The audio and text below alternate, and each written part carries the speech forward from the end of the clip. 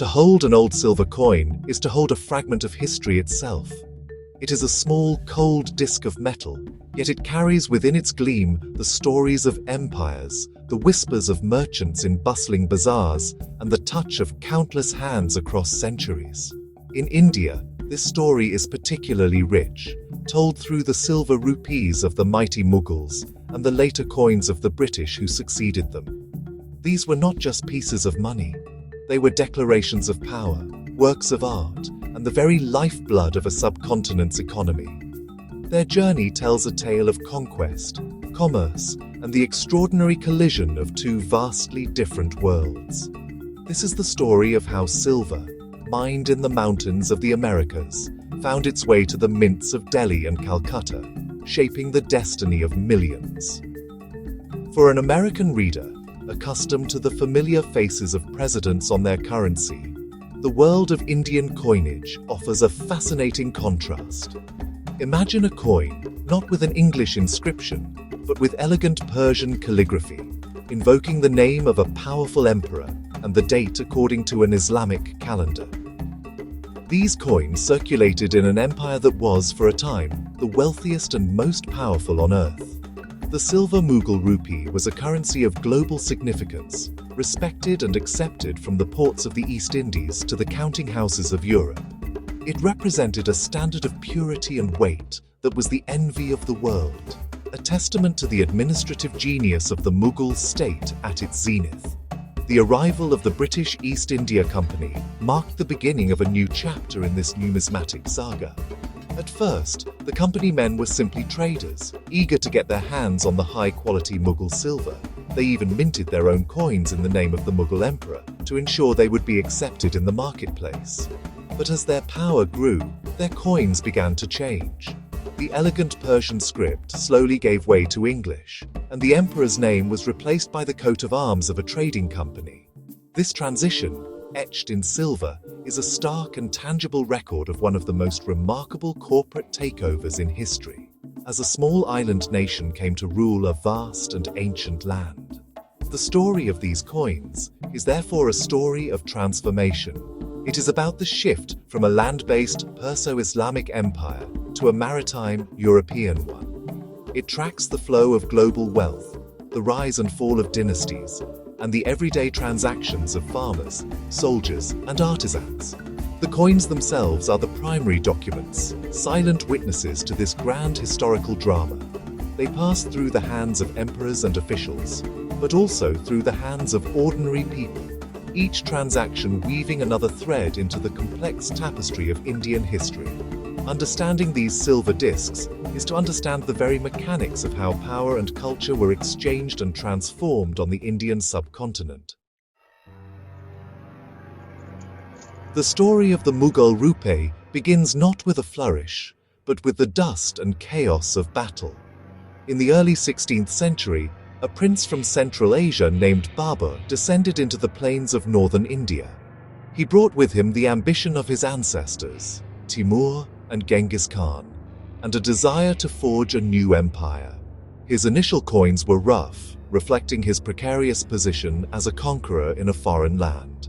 They were often struck in silver of varying purity, bearing his name and titles in simple script. These early coins were less a symbol of a stable economy and more a declaration of arrival, a way of stamping his authority on the territories he had won through the force of arms on the fields of Panipat. It was not Babur, however, but an Afghan usurper who truly laid the groundwork for the Mughal currency system. Sher Shah Suri, who briefly drove Babur's son, Humayun, from the throne, was a brilliant administrator. He understood that a successful empire needed more than just a strong army. It needed a reliable and standardized currency.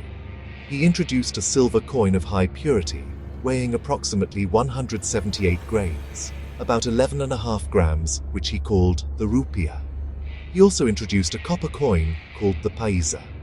This bimetallic system was revolutionary, creating a standard that facilitated trade and tax collection across his domains. When Humayun finally reclaimed his throne, he and his successors wisely adopted Sher Shah's brilliant monetary framework. The early Mughal emperors, including Humayun, and the first years of his son Akbar's reign, continued this system.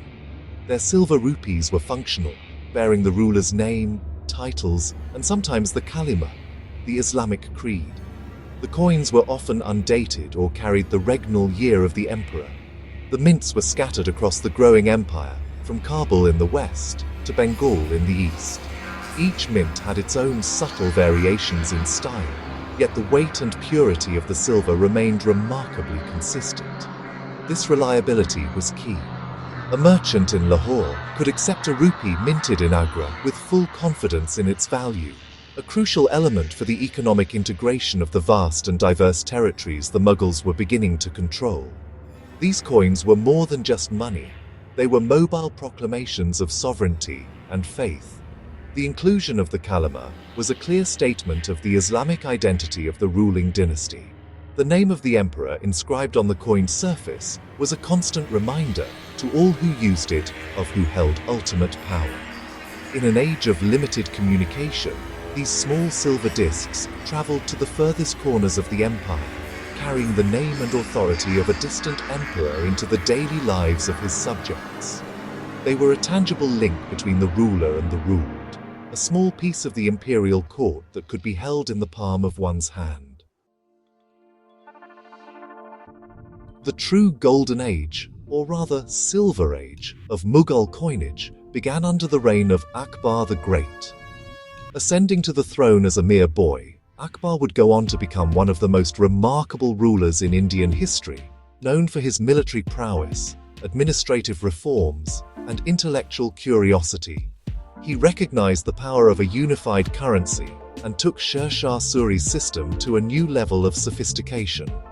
Akbar standardized the silver rupee across his vast domains, ensuring that a coin struck in any of his imperial mints would adhere to a strict standard of weight and near-perfect purity. This act of standardization was a masterstroke, oiling the wheels of commerce and solidifying the economic foundations of his empire. Akbar's early coins followed the traditional pattern, bearing the kalima and the emperor's name. However, as his reign progressed and his own religious and philosophical ideas evolved, his coinage began to reflect his unique worldview. He founded a syncretic faith known as the Din-e-Ilahi, or Religion of God, which sought to blend elements of Islam, Hinduism, and other faiths.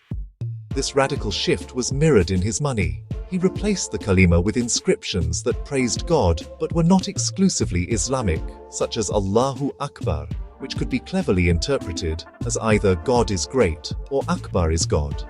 This was a bold and controversial move, demonstrating how the emperor used coinage as a medium for his personal and political ideology.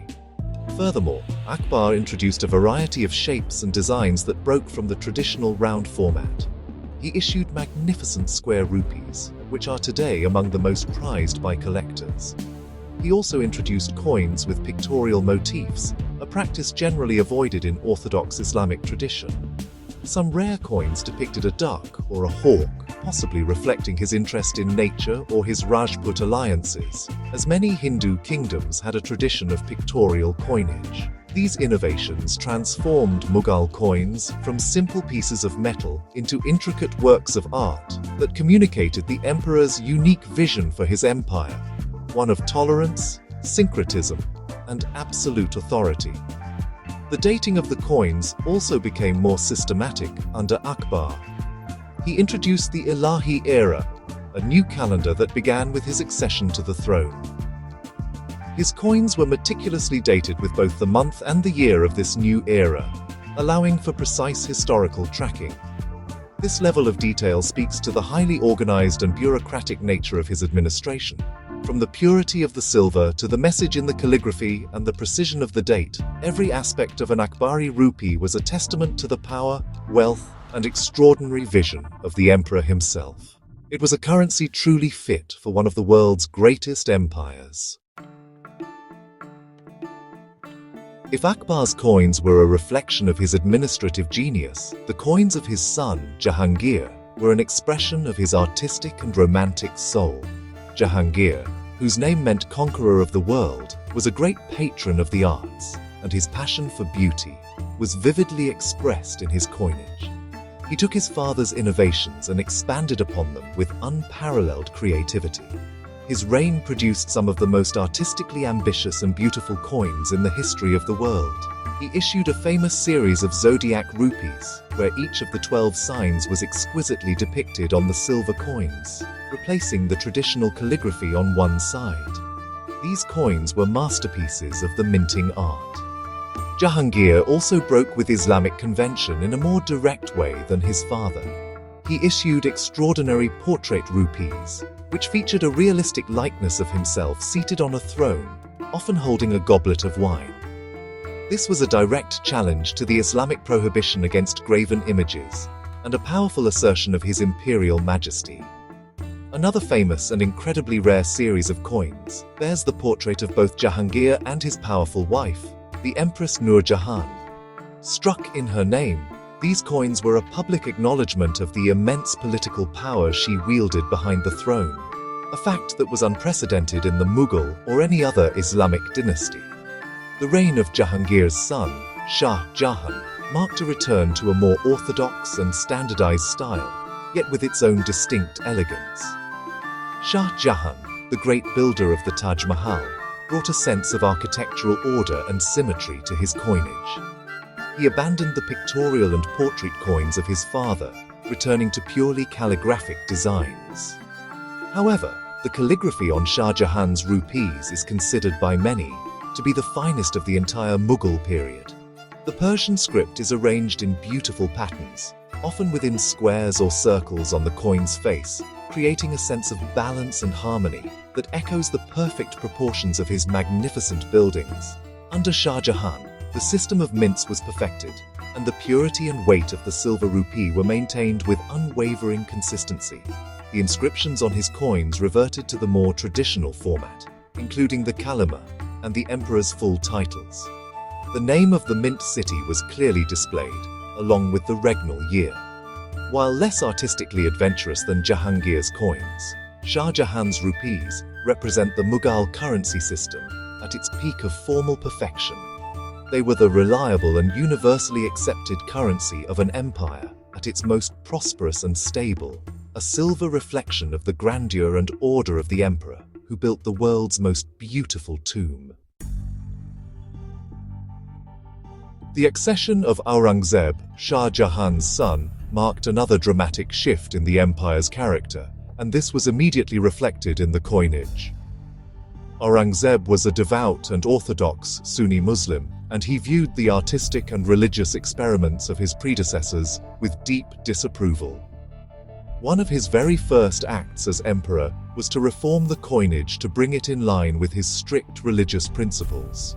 He immediately forbade the use of the kalima on coins, arguing that the sacred words could be defiled by passing through the hands of non-believers or by being dropped in unclean places. This act signaled a move away from the syncretic policies of Akbar and toward a more rigid and orthodox Islamic state. In place of the kalima, Aurangzeb's coins featured poetic couplets in Persian that praised the emperor and his reign. A typical inscription might read, "Struck coin in the world like the shining sun, Shah Aurangzeb Alamgir."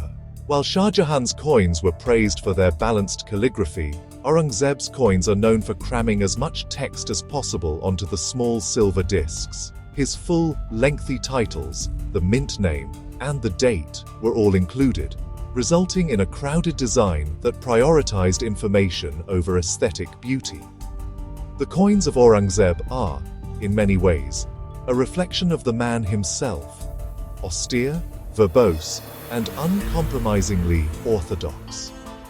For much of his long reign, Aurangzeb managed to maintain the high standards of silver purity and weight that his ancestors had established. The Mughal rupee remained a dominant force in the Indian economy.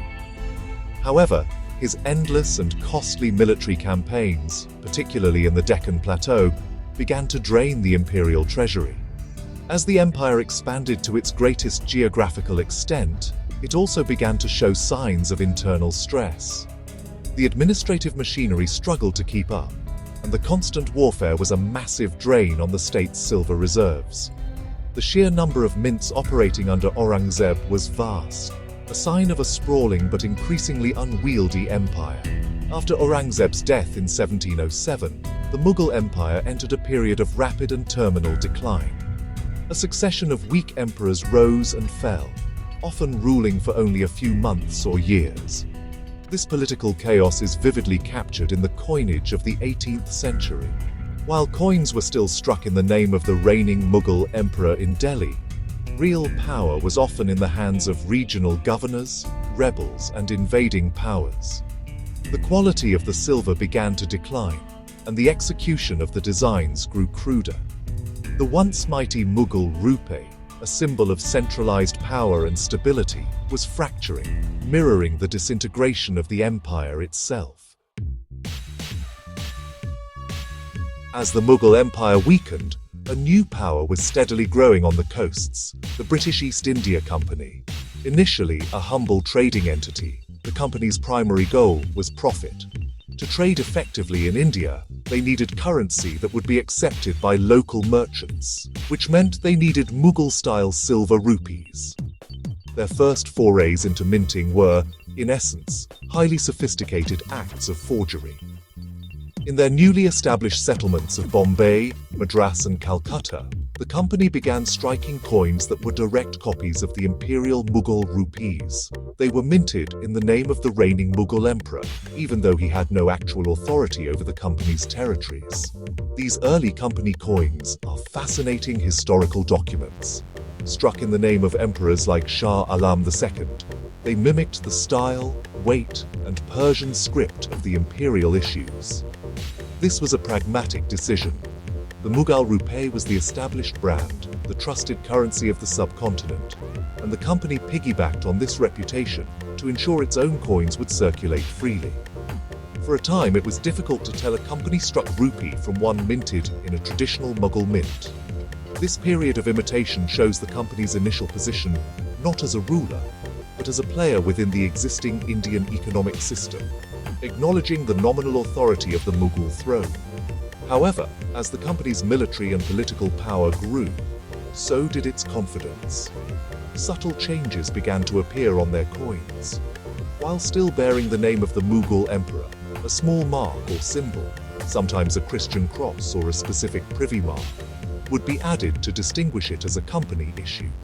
This was the first hint of a shift in the balance of power. The most significant change occurred after the Battle of Plassey in 1757, which gave the company control over the rich province of Bengal. Their coins, though still in the emperor's name, were now being produced in modern machine-driven mints in Calcutta, resulting in a uniform, milled-edge appearance that was starkly different from the hand-struck Mughal coins. The final break came in the 1830s. By this point, the Mughal emperor in Delhi was a ruler in name only, a pensioner of the East India Company. The company decided to end the charade. In 1835, they introduced a new series of coins that completely abandoned the Mughal style. The Persian script was gone, replaced by English.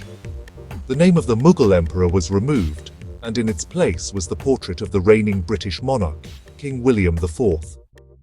This was a clear and unambiguous statement in silver. A new imperial power was now in charge.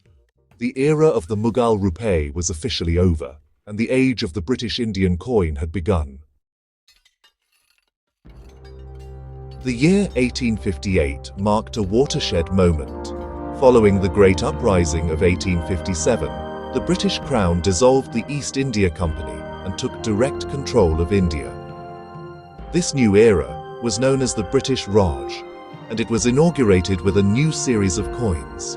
The portrait of Queen Victoria replaced that of previous kings, and her profile would become the most enduring image on Indian currency for the next 6 decades.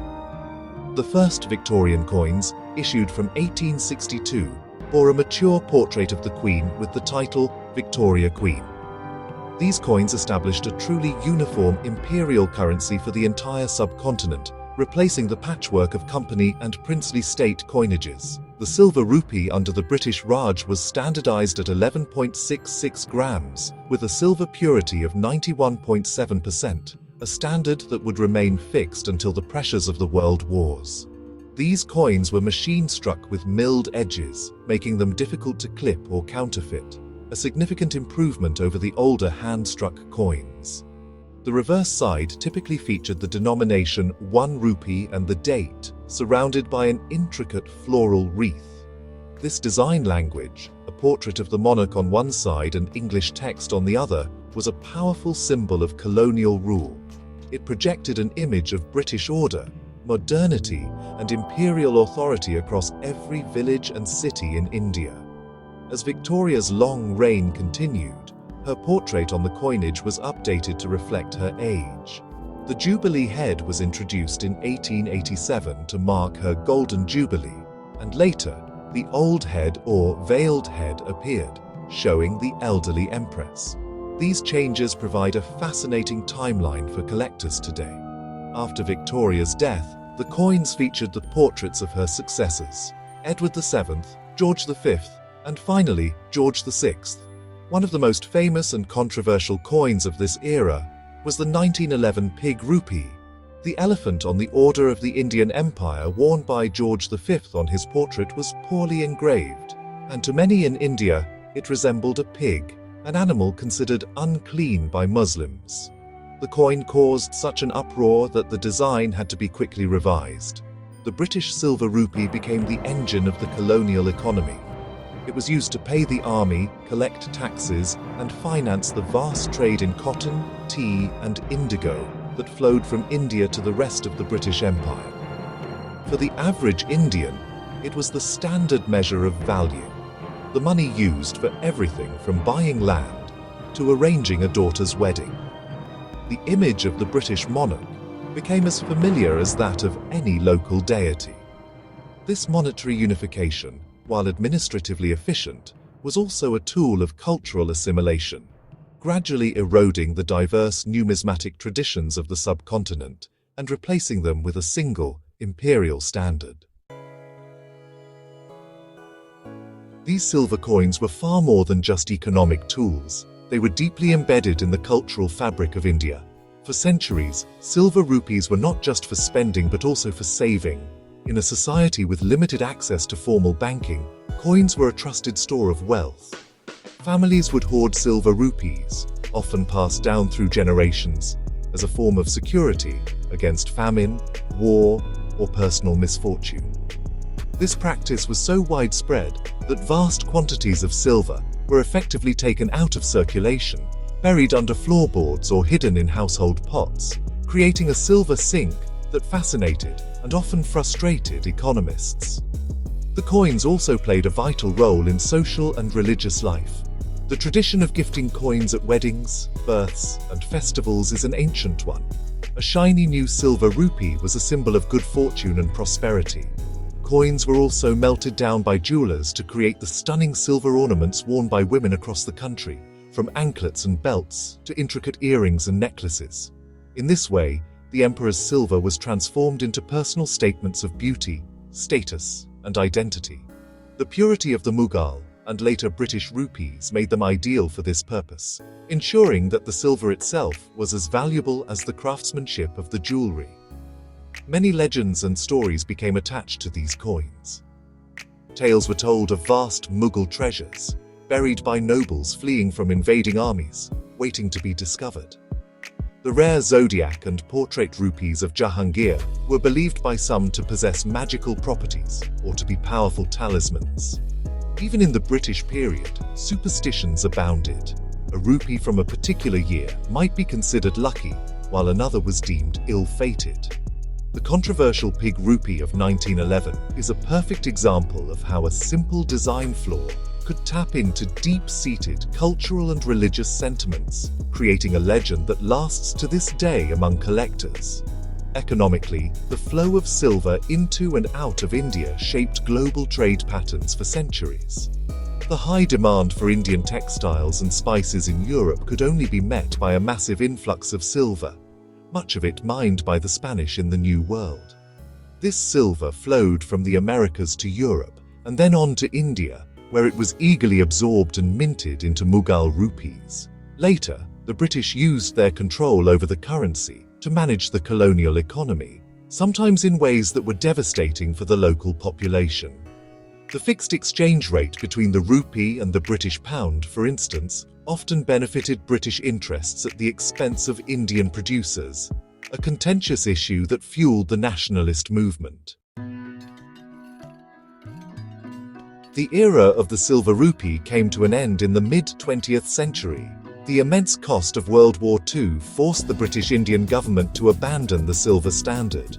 The purity of the rupee was first reduced in 1940 and then replaced entirely with cheaper metals like nickel. When India gained its independence in 1947, it began to mint its own national currency, featuring symbols of its new identity, like the Ashoka lion capital.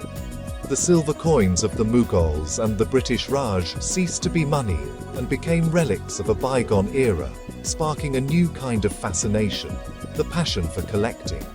Today, these old silver coins are highly sought after by collectors or numismatists, not just in India, but across the globe, including in the United States. For many, collecting is a way of connecting with the past. Holding a 400-year-old rupee from Akbar's time is a tangible link to the grandeur of the Mughal court. A coin of Queen Victoria tells the complex story of the British Empire.